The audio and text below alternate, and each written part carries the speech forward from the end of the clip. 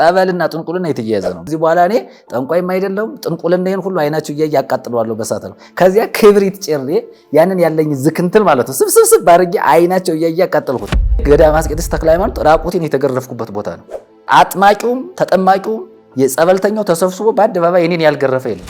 የሚገርመው ነገር አፌ ውስጥ መስቀል አስገብቶ እያንገራገጨ ተክልያ ያድንም ወይ ነው የምትለው? ያድናል በል እመን እያለኝ ማለት ነው። ኢየሱስ ነው የሚያድን ስለው ተስፈንጥሮ ገደል ነው የገባው።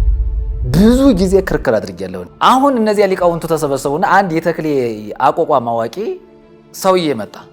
እያንዳንዱን ዚቅ ትርጉሙን ታውቀዋለህ ወይ? ትርጉሙን ምን እንደሚል ትርጉሙን ትነግረኛለህ? ለምሳሌ አንተ ከምትጮኸው ዜማ ውስጥ አቋቋም ውስጥ ልጥቀስና እሱን አብራራልኝ አልኩት። ኑ ንስግድ ወንግነይ ላቲ ለመድኃኒትነ ድንግል ማርያም ለዘገብረት ብርሃናት አበይተ ባይቲታ። ምን ማለት ነው? ታላላቅ ብርሃናትን ለፈጠረች ለመድኃኒታችን ለድንግል ማርያም ኑ እንስገድላት፣ ኑ እናምልካት ነው የሚለው።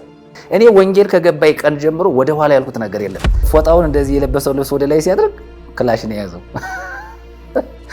እኔ ሰውነቴን ያመንኩት የተቀበልኩት ጌታን ከተቀበልኩ በኋላ ነው። እና ጌታን ከተቀበልኩ በኋላ ያ ሁሉ ጓደኛ ጥሎኝ ነው የሄደው። ብቻዬን ነው የቀረሁት። ብቸኛ የነፍስ ወዳጅም የስጋም ወዳጅ ኢየሱስ ነው።